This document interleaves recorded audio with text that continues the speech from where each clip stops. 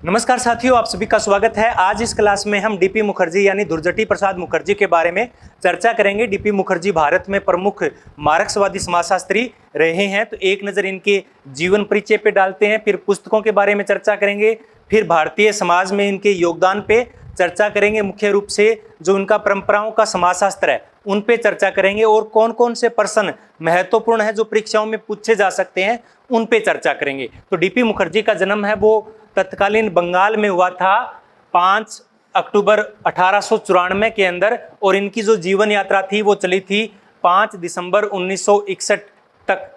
Cancer की वजह से इनकी मृत्यु हो गई थी।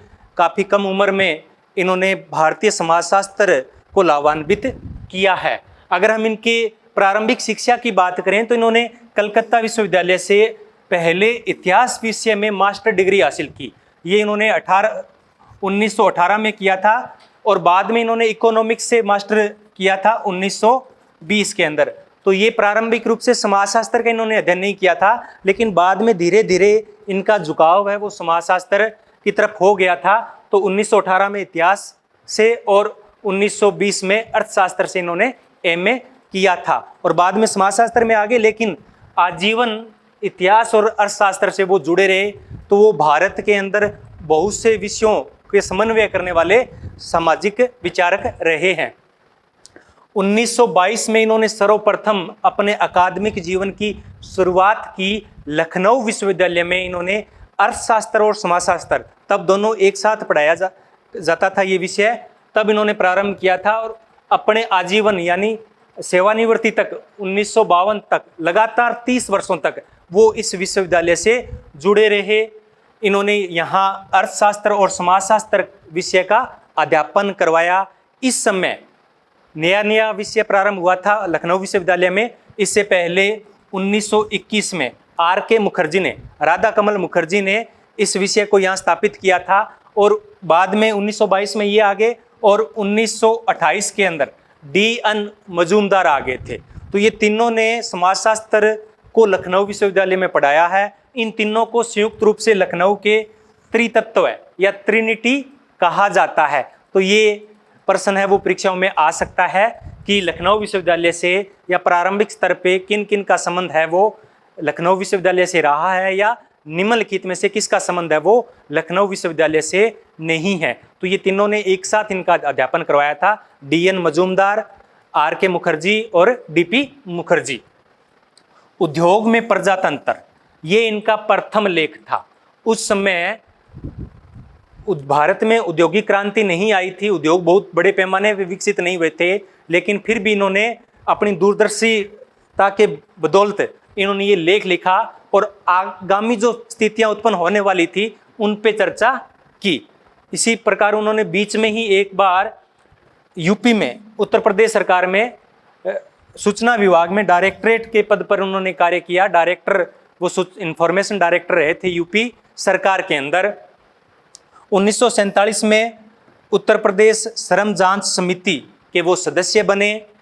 1949 में लखनऊ विश्वविद्यालय में ही वो प्रोफेसर बन गए समाजशास्त्र के, और 1952 में वो सेवानिवृत्त हो गए। उसके बाद 5 साल तक अलीगढ़ विश्वविद्यालय में इन्होंने अर्थशास्त्र विषय का अध्यापन है वो करवाया है। वो भारतीय समाजशास्त्रीय परिषद के संस्थापक सदस्य थे, और 1955 में देहरादून में जो अधिवेशन हुआ था उस अधिवेशन की अध्यक्षता है वो डी.पी. मुखर्जी ने की थी। तो ये कुछ सामान्य सी बातें हैं जिनमें हो सकता है कोई प्रश्न है वो पूछा जा सकता है। अगर हम इनके पुस्तकों की बात करें तो इन्होंने अंग्रेजी और बंगाली भाषा में अपना लेखन कार्य किया। बंगाली भाषा में लगभग 9 पुस्तकें इन्होंने लिखी थी, और अंग्रेजी में 10 पुस्तकें इन्होंने लिखी थी। तो डी.पी. मुखर्जी की ज़्यादातर जो प्रश्न बनते हैं वो किताबों से बनते हैं कि इनकी प्रमुख पुस्तकें कौन कौन सी है। तो इनकी पहली पुस्तक थी personality and the social science, 1924 में इन्होंने व्यक्तित्व पर चर्चा इस पुस्तक में की है। दूसरी पुस्तक थी इनकी मॉडर्न इंडियन कल्चर, जो कि 1942 में लिखी थी, और रिवाइज्ड इन्होंने 1948 में लिखी थी। प्रॉब्लम्स ऑफ इंडियन यूथ, ये युवाओं की समस्याओं पर एक विस्तार से लिखी गई किताब है व्यू एंड काउंटर व्यू, ये 1946 में लिखी गई। इसमें उन्होंने संपूर्णवादी दृष्टिकोण का उपयोग किया है। कौन से दृष्टिकोण का उपयोग किया है? संपूर्णवादी दृष्टिकोण, यानी सभी को, व्यूज और काउंटर व्यू, वाद और विवाद को एक साथ ये शामिल करते हैं, किसी एक पक्ष को शामिल नहीं करते हैं।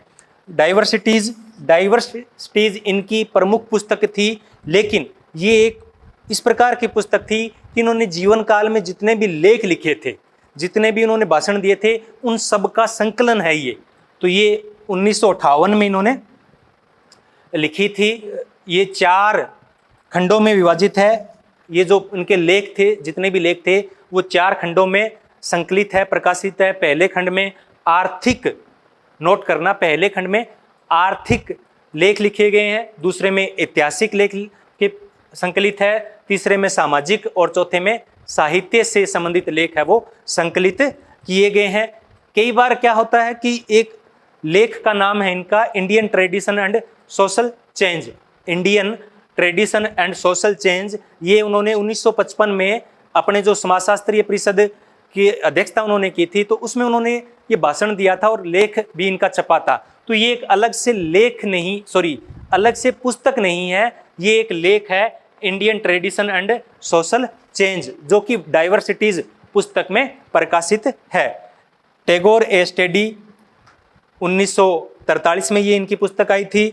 सोशियोलॉजी ऑफ इंडियन कल्चर, भारतीय संस्कृति का समाजशास्त्र के नाम भी इनका जुड़ा हुआ है।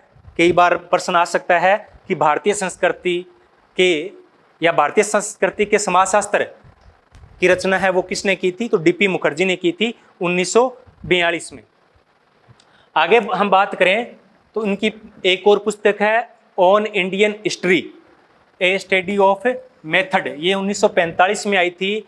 इन्होंने परंपराओं के माध्यम से या मार्क्सवादी दृष्टिकोण से भारतीय इतिहास की व्याख्या की है।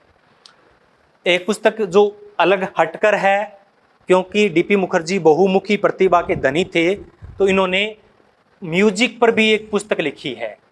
तो इस पुस्तक में उन्होंने भारत और पाश्चात्य जो संगीत है उसमें समानता और विभिन्नता के बारे में चर्चा की है, यानी दोनों की तुलना की है। उस पुस्तक का नाम है इंट्रोडक्शन टू म्यूजिक। तो ये इनकी प्रमुख पुस्तक की थी। और इन सबसे भी महत्वपूर्ण पुस्तक है, उस पुस्तक का नाम है बेसिक कॉन्सेप्ट इन सोशियोलॉजी। ये इनकी सबसे महत्वपूर्ण पुस्तक है, जो कि 1932 में लिखी गई थी इनके द्वारा। इस पुस्तक में इन्होंने प्रत्यक्षवाद यानी वैज्ञानिक प्रक्रिया का विरोध किया है। तो इसमें इन्होंने जो प्रत्यक्षवाद है इसका विरोध किया है। विरोध क्यों किया है? क्योंकि प्रत्यक्षवाद क्या होता है कि निष्पक्षतावाद और तटस्थता पर आधारित होता है। ये सामाजिक समस्याओं पे जो अध्ययन वस्तु होती है, अध्ययन विषय होता है, तो ये कहता है कि जो शोध करता है उसको अध्ययन विषय से अलग होना चाहिए, इसी प्रकार देखना चाहिए जिस प्रकार वो प्राकृतिक घटनाओं का देख रहा होता है। लेकिन डीपी मुखर्जी का मानना है कि ये पूर्णतया संभव नहीं है और ना ही ऐसा जरूरी है। अगर कोई ऐसा करता है तो उसका जुड़ाव उस सामाजिक व्यवस्था के साथ नहीं हो पाता है और वास्तविक निष्कर्ष है वो नहीं निकल पाते हैं। तो ये कहते हैं कि इसमें अध्ययन वस्तु से जुड़ना जरूरी होता है, लेकिन प्रत्यक्षवाद में ये जुड़ाव है वो नहीं होता है। उनका मानना है कि शोध करता है वो अध्ययन वस्तु से अलग नहीं है, वो उसी का एक पार्ट है, यानी प्राकृतिक विज्ञानों को यहाँ हम लागू नहीं कर सकते। तो जितनी भी परंपरागत समाजशास्त्र में धारणाएं थी, उन सब धारणाओं का विरोध है वो डीपी मुखर्जी ने किया है। यहाँ प्रत्यक्षवाद का विरोध कर रहे हैं, बाद में वो पश्चिम का जो अंधा अनुकरण होता है उसका वो विरोध कर रहे हैं। तो ये सब चीज़ें आगे चलती जाएगी। इसी प्रकार से उन्होंने भारतीय समाज के अध्ययन के लिए जो मात्रात्मक गणितीय विधियां हैं उनका भी विरोध किया है। वो कहते हैं कि सर्वे पद्धति या मात्रात्मक जो पद्धतियां हैं वो भारतीय समाज के अध्ययन के लिए उपयुक्त नहीं है, गैर जरूरी है। तो यहाँ प्रश्न क्या बन सकता है कि सबसे महत्वपूर्ण पुस्तक कौन सी है? उन्होंने भारतीय संगीत की तुलना है वो किस संगीत के साथ उन्होंने की है? उन्होंने भारतीय इतिहास के अध्ययन के लिए किस पद्धति को सबसे उपयुक्त माना है? और इनकी सबसे महत्वपूर्ण पुस्तक कौन सी है, और प्रत्यक्षवाद के बारे में डीपी मुखर्जी के क्या विचार हैं। ये प्रश्न यहाँ से बन सकते हैं। अब इनकी बात करते हैं इनकी अध्ययन पद्धति की, और भारत के लिए समाजशास्त्र की कल्पना है वो किस प्रकार से करते हैं, इस पर चर्चा हम करते हैं। अगर इनके अध्ययन की बात करें तो इन्होंने अपने आप को मार्क्स शास्त्री कहलाना पसंद किया है। क्या कहलाना पसंद किया है? मार्क्सवादी की जगह मार्क्स शास्त्री, यानी ये वर्ग संघर्ष की बात नहीं कर रहे। मार्क्सवादी क्या करता है? वर्ग संघर्ष की बात करता है, लेकिन ये अपने आप को मार्क्सवादी नहीं कहते बल्कि मार्क्स शास्त्री कहते हैं। तो जो कार्ल मार्क्स ने जो पद्धति दी थी, द्वंद्वात्मक पद्धति दी थी, वाद प्रतिवाद और संवाद की जो पद्धति थी, उसको वो ग्रहण करते हैं, लेकिन उनके वर्ग संघर्ष के सिद्धांत को वो ग्रहण नहीं करते हैं। इसलिए अपने आप को मार्क्सवादी नहीं कहते बल्कि मार्क्स शास्त्री कहते हैं। तो ये वाद प्रतिवाद और संवाद की इन्होंने बात की, इस पद्धति की बात की, इसको बोलते हैं त्रयी का नियम। क्या बोलते हैं? त्रयी का नियम। इसी के आधार पे इन्होंने भारतीय इतिहास की व्याख्या की और भारतीय परंपराओं को समझने का इन्होंने प्रयास किया। और इनकी जो पद्धति है इनको बोलते हैं मनोसमाजशास्त्रीय पद्धति। डीपी मुखर्जी की अध्ययन पद्धति को मनोसमाजशास्त्रीय पद्धति कहा जाता है। कई बार प्रश्न पूछ लिया जाता है कि किस विचारक ने किस उपागम का प्रयोग किया, किस अध्ययन पद्धति का प्रयोग किया। तो एक द्वंद्वात्मक पद्धति हो गई, दूसरा मनोसमाजशास्त्रीय पद्धति हो गई। एक इन्होंने बात कही थी जो हम प्रारंभ में पढ़ रहे थे, इन्होंने पहले इतिहास से एमए किया, फिर अर्थशास्त्र से एमए किया, बाद में वो समाजशास्त्र पढ़ाने लगे। यानी जितने भी समाज विज्ञान है उन सब की एकता पर बल देते हैं। वो कहते हैं कि जितने भी समाज विज्ञान है वो एक दूसरे से अलग नहीं है, पृथक नहीं है, बल्कि वो क्या है? एक है, वो समान है। इसी प्रकार से वो इतिहास और समाजशास्त्र को एक ही मानते हैं, एक दूसरे को अलग नहीं मानते। इसलिए वो कहते हैं कि समाजशास्त्र को किसी लोहे के पिंजरे में बंद नहीं होना चाहिए, यानी कोई एक विचारधारा से या कोई एक उपागम पर आधारित नहीं होना चाहिए। ज्ञान का विभाजन है वो नहीं किया जा सकता। ज्ञान अपने आप में संपूर्ण है, ना तो उसको हम किसी एक विचारधारा में उसको समेट सकते हैं, ना किसी एक विषय में समेट सकते हैं, और ना ही उनको हम अलग अलग कर सकते हैं, उनको खंडित कर सकते हैं ज्ञान के लिए। इसी प्रकार से भारत में उन्होंने कहा कि भारत के लिए समाजशास्त्र कैसा होना चाहिए। तो उन्होंने जब कहा कि भारत को अपने परंपराओं के आधार पर अपने समाजशास्त्र को विकसित करना चाहिए, वो भारतीय समाजशास्त्र के लिए पश्चिम विचारकों की विचारधारा को लागू करने के प्रबल विरोधी रहे हैं। वो कहते हैं कि पश्चिम के जो विचारक हैं, इन्होंने जो अवधारणाएं दी है, जो अध्ययन पद्धति का प्रयोग किया है, वो भारत के लिए उपयुक्त नहीं है। भारत को अपने खुद की अध्ययन पद्धति को विकसित करना पड़ेगा, और वो पद्धति क्या होगी? वो पद्धति होगी व्याख्यात्मक पद्धति होगी, ना कि मात्रात्मक पद्धति होगी। पश्चिम का अनुकरण नहीं होना चाहिए भारत के समाजशास्त्र में, और भारत का इतिहास है वो वर्ग संघर्ष का इतिहास नहीं रहा है। वो क्या कहते हैं? जब मार्क्स कहते हैं कि वर्ग संघर्ष का इतिहास है, लेकिन वो कहते हैं कि नहीं, भारत का इतिहास है वो वर्ग संघर्ष का इतिहास नहीं है, वो समन्वय का इतिहास है, ना कि वर्ग संघर्ष का। नवीन मध्यम वर्ग है वो परंपरा और आधुनिकता का मिश्रण है, समन्वय है। और एक वो उदाहरण देते हैं चवेती चवेती का, ये संस्कृत से उन्होंने श्लोक लिया था कि आगे बढ़ो आगे बढ़ो, आगे बढ़ते जाओ, परंपराओं से ग्रहण करो, नवीनता का समावेश करो और आगे बढ़ो। अब हम इनके बात करते हैं परंपराओं के द्वंद्वात्मक प्रारूप का। तो परंपराओं का समाजशास्त्र विकसित करने का श्रेय वो डीपी मुखर्जी का जाता है, और ये इनकी मूल थीम है, परंपराएं। और ये कहते हैं कि अगर भारतीय समाज को समझना है तो पहले भारतीय परंपराओं का अध्ययन आवश्यक है, बगैर इसके हम भारतीय समाज को नहीं समझ सकते। तो समाजशास्त्री की पहली शर्त डीपी मुखर्जी के अनुसार परंपराओं का अध्ययन है। तो उन्होंने कुल 5 प्रकार की परंपराओं के द्वंद्व की बात की। तो पहले इन्होंने बात की लघु और वृहद परंपरा। लघु यानी जो छोटे स्तर पे होती है, वृहद यानी जो लिखित है, रामायण या जो अपने जितने भी ग्रंथ हैं उनमें, तो वो दोनों के अंदर द्वंद्व की स्थिति चलती है। पुनर्जागरण की श्रृंखलाएं, तो इन्होंने कुल इतिहास को 6 खंडों में विभाजित किया है, जो वैदिक काल से प्रारंभ होता है, फिर बौद्ध है, फिर जैन, फिर इस्लाम का प्रभाव आता है, फिर पश्चिम देशों का प्रभाव होता है। तो कुल 6 श्रृंखलाओं की वो यहाँ पर बात करते हैं। फिर उच्च और निम्न परंपराओं के द्वंद्व की बात करते हैं। आंतरिक और बाह्य परंपरा। आंतरिक यानी जो भारत की है, बाह्य जो पश्चिम देशों के द्वारा आई है।